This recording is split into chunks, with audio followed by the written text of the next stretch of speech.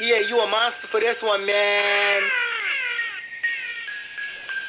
Good evening, everyone. Welcome back once again to Vicious Rants. And of course, I am your host, your YouTube messiah, off an imitator, never duplicator, Super Tim Vicious. And we're going to go over Raw this week. It was in Sacramento, California. But before we do, no, we're not getting into the SmackDown Rewind just yet. Real quick, want to take a small note here. This week's episode is very special because it's the commemorative episode. It's 8-year mark. 8 years been doing this, so from the bottom of my cold, black, evil heart to everyone, whether you've loved, hated, thought this guy should never be allowed access to the internet, whatever. You took the time to listen to a madman with a camera rant, ramble, and act like a complete ass. And again, from the bottom of my cold, black, evil heart, I truly thank you. And if you truly, truly care, you'll feel free to message me and ask on how you can PayPal me $1,000. But if you're not gonna, either way, let's move forward. So now that I'm done doing that and attempting to shill, let's switch gears and talk about last week via the SmackDown Rewind and big highlights from last week's SmackDown.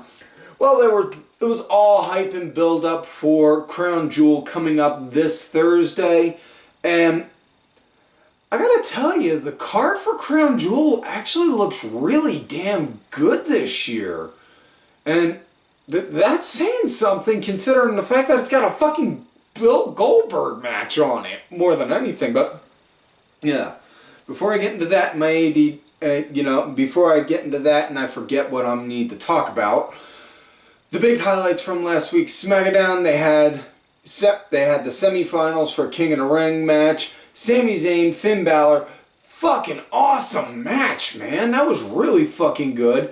Finn won.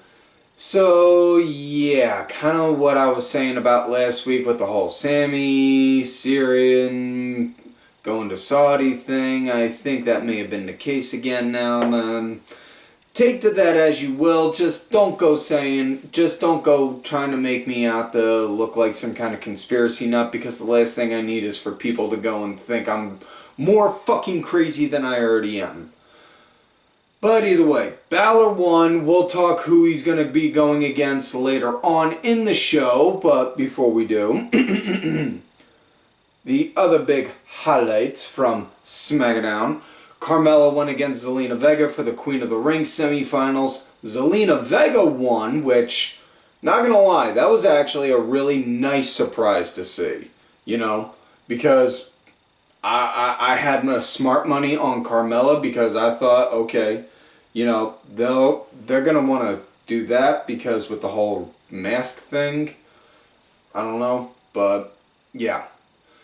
Zelina Vega won. The Usos retained in a tag title defense street fight against the Street Profits, which honestly wasn't much of a shocker. As well as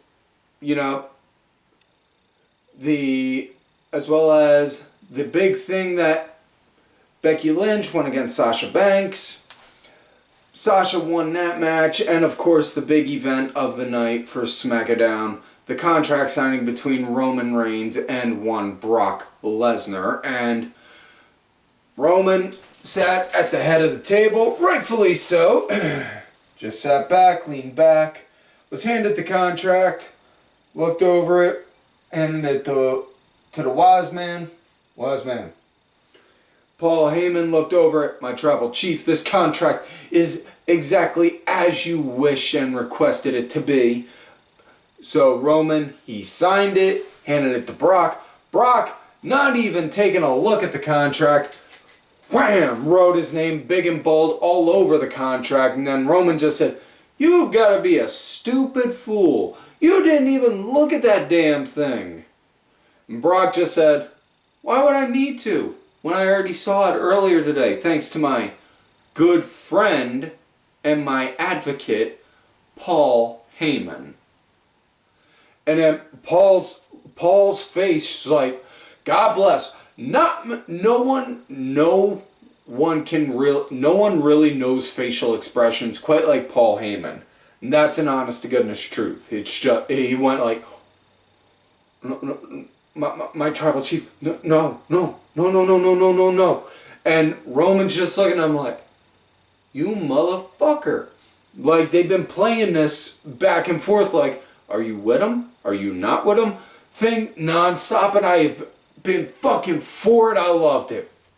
Yeah. Way cool.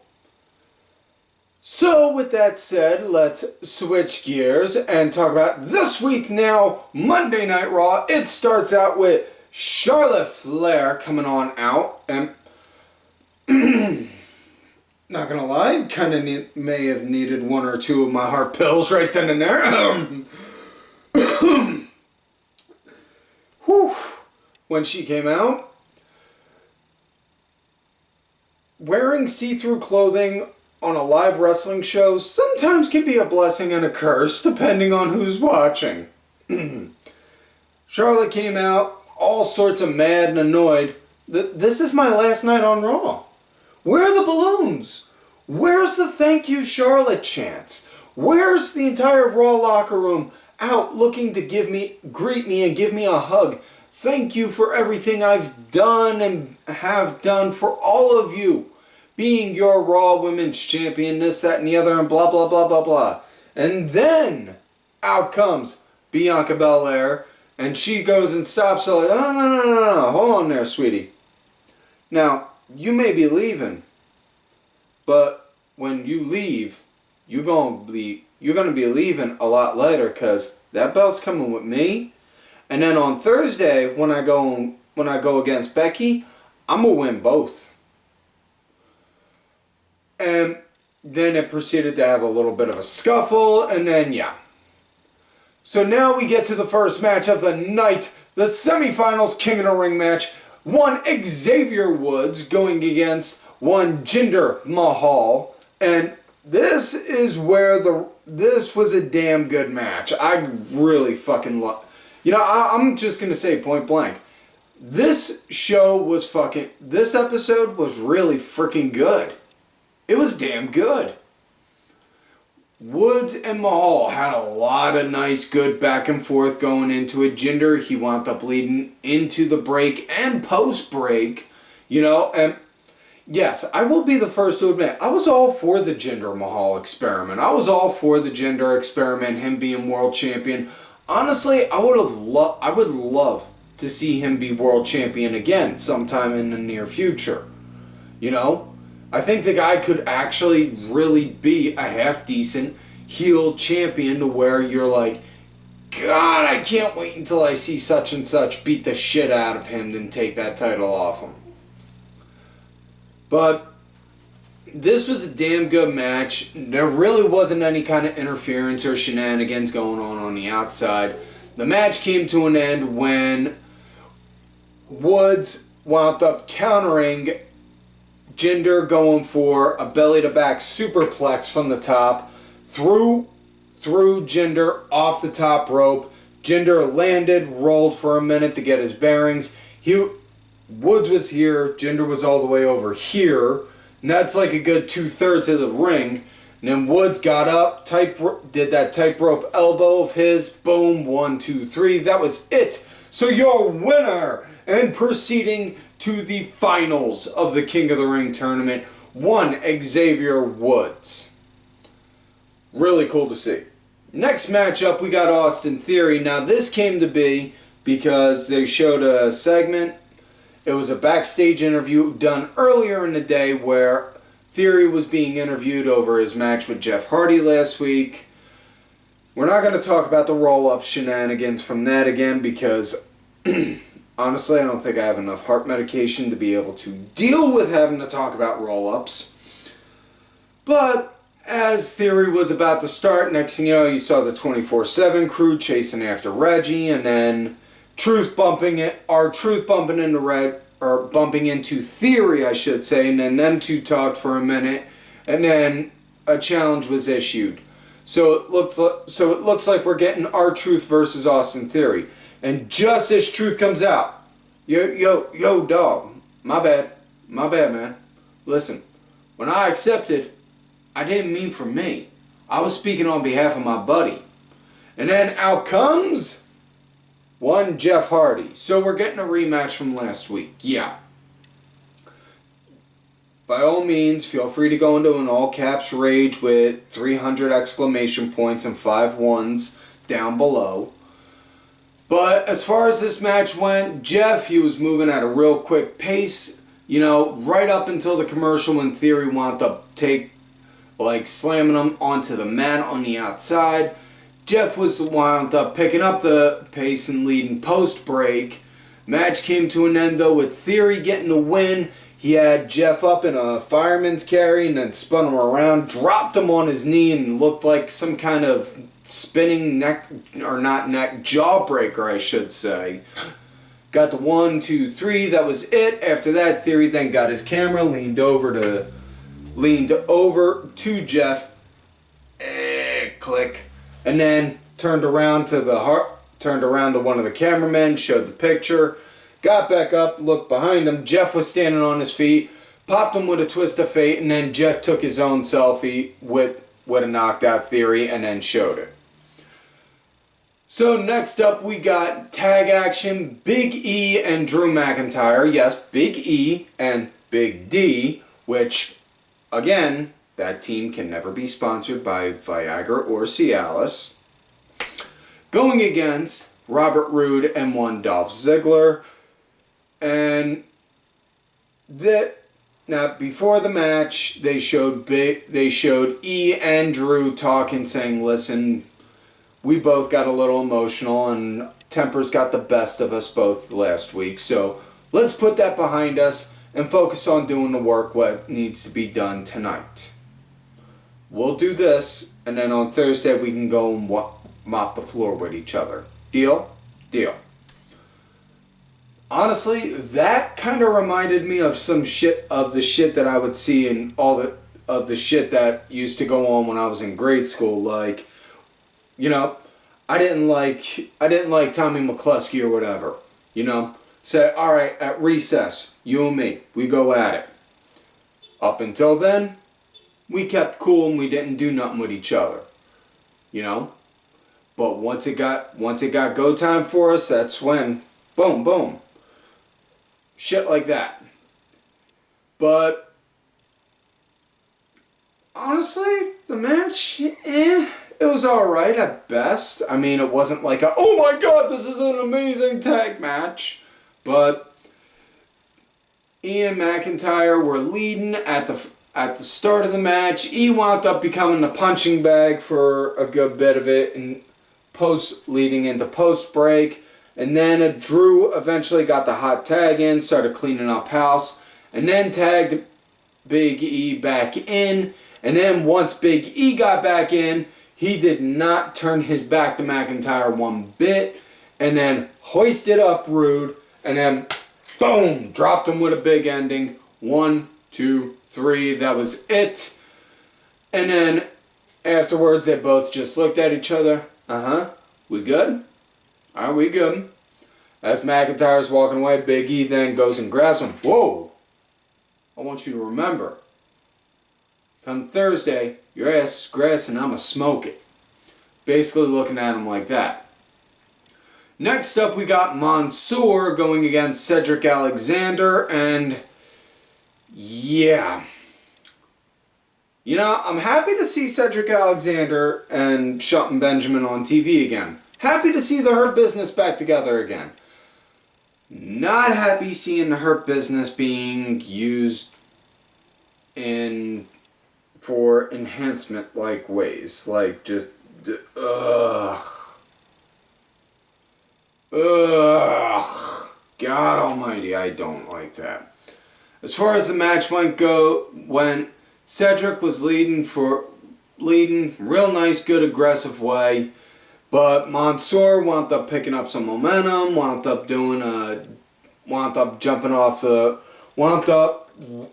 going over the rope, hitting some kind of twist and neck breaker like move on Cedric and then got the 1-2-3. After that, Ali came out, started running his mouth on Mansoor, and then this is what blew me away. We actually got a good passionate promo out of Mansoor. Saying, Ali wants just please shut up. And, basically summing up on how he's going to beat the crap out of him come Thursday. Next up we got Riddle and Orton going against the Street Profits. And this was pretty damn good, I gotta say. Profits, they were leading at the start. And then Ford wound up becoming a punching bag post-break. And then, for a little bit, Dawkins got the tag in, got the hot tag in. And man, shit went quick. Yeah, damn it, talk right. I'm gonna eventually do an episode where I talk right, I swear. Dawkins got the hot tag in, and then shit started moving at a really quick pace. And, really dug the hell out of it. Match came to an end when it was via disqualification when Randy, he's in, he's looking, he's sizing up, he's signaling all for the RKO, and just as he looks like he's about ready to pounce, boom, AJ Styles music hits and he's like, what? And then you see Omos walk out and he's like, alright, there's the big motherfucker. Where's the little one? Where's the little motherfucker at? And then, next thing you know, AJ right out of nowhere, boom, pops Randy with a phenomenal forearm. So, yeah, match gets called at no DQ, or as a DQ. God damn it. 2 botches talking about the one match. Jesus Christ, I think that's a first for me. 8 years, you'd think I'd get this right yet. Next up now, we got the semifinals for the Queen of the Ring. Shayna Baszler going against Dodrop, and Zelina Vega came out. And whew, oh dear Lord Almighty, definitely needed heart medication with that outfit on. She came out, sat on the throne, was watching, and Shayna right at the start, boom, small quick kicks right to the hamstrings on Dodrop, took her down to a knee, started working on her, wound up, basically Shayna was trying to wear her down. Dodrop eventually started to build up a bit of a comeback, threw out a couple slugs, and then did a rolling cannonball, but eventually at one point Shayna, boom, she got it in, she got the Karabuta clutch in, and Dodrop for her best effort was fighting it, slamming Shayna against the turnbuckles, to no avail, down on the ground, Shayna on the side, and then eventually Dodrop, beautiful, I wouldn't say beautiful, but it was smart and it was clever for a finish. She actually rolled herself over, and yes, Dodrop is a bit of a big girl. She used her body weight to the advantage in that sense of she rolled herself over like that, flat on top of Shayna, to where even if Shayna let go, she was still, it was still a pin. So 1, 2, 3, Dodrop wins. So the finals for the Queen of the Ring are going to be Zelina Vega versus Dodrop. Next up we got Next up, we got an exhibition match. Finn Balor going against Mace, which, honestly, I feel like is the biggest letdown, one of the biggest letdowns WWE has done in a long time. Changing Dio's name from Dio to Mace, just because you could have had such a huge nerd pop from so many anime nerds. When having Xavier Woods having a feud with him, and just hearing Woods yelling, Dio! Like in JoJo's Bizarre Adventures. And there's my bi-weekly nerd out moment. So with that said, As far as this match went, Mace, he was leading it for 99.9% of the match, right up until Balor wound up building a comeback, hit a coup de grace. Now, the big story on this is Woods was sitting just like Zelina was the whole time at the King of the Ring throne watching, you know, very much so in that sense. So that way, you know, the whole point of the match was to build up for the upcoming match. So, it's not a bad thing. Can't really argue it. Afterwards, Balor came out, and then him and Woods had a really epic stare down where you could hear Woods running his mouth. Yeah, I'm going to be king. I'm going to be king. See, you're going to be stuck being a prince. You're going to be a prince. You're going to be an artist formerly known as. You know, just running his mouth like that. So with that said, now we come to main event of the night. Bianca Belair versus Charlotte Flair. WWE Raw Women's title on the line. And good God almighty, this was a damn good match. A lot of good back and forth action. Really fucking dug the shit out of this. It was like both girls had an answer for each other with everything they knew. With everything that was getting thrown at them. Oh, you're going to hit me with this? Alright, fine, you hit me with this, but you know what? Now I'm going to come back at you with that. Oh, you're going to hit me with that? Well, guess what? Now I'm going to hit you with this. And it just kept going like that. It was a damn good match. I dug the shit out of it. Oh my God, I thought it was really good. It came to an end, though, when at one point, Charlotte wound up rolling out of the ring. Bianca chasing after her, and then Charlotte with a chair, boom, slant, cracked Bianca with the chair, and then, yeah, they called for the bell down. Charlotte got one or two shots in, and then Bianca wound up getting a chair, smacking it over Charlotte a couple times, and then that was it. So the show ended with Bianca holding the chair, standing tall, like, I may have lost, but I guarantee you're going to remember that I whooped your ass kind of way. So, yeah. That's it. Like I said, all in all, I got to say, it was a pretty damn good show. But, yeah. So, for folks, thank you again for watching. Make sure y'all like the video, subscribe to the channel. Go back, watch some of the other episodes when you can. Even if you dig all the way back to the very first episode 1, you can see very rare footage of me without a beard. I know it's shocking, right? So, make sure y'all look for me on the Twitter at Tim Vicious. Also, make sure y'all leave any interesting complaints, questions, concerns, grunts down below. I am open to all forms of criticism, good, bad, and everything in between. Also, folks, thank you to my executive producer, Ali Ray Van, who did provide the music for this week's show. Make sure y'all check it out. It's on iTunes, Spotify, SoundCloud, YouTube, all that good jazz. Details are down below. And thank you to contributor of the show, LFC Lingerie Fighting Championship. There are a little bit of wrestling, a little bit of man, a whole lot of attractive women wearing a little bit of nothing. Also, folks, do not forget to follow these cool-ass casts right on Twitter, Kenny Killer, DSB_IV, Diabolica RA, Sergeant Curry Pants and Dubs in your face. And folks, like I always tell y'all, you love me great, you hate me. Fuck you. It's just ethical. Go put some vegetables, now back.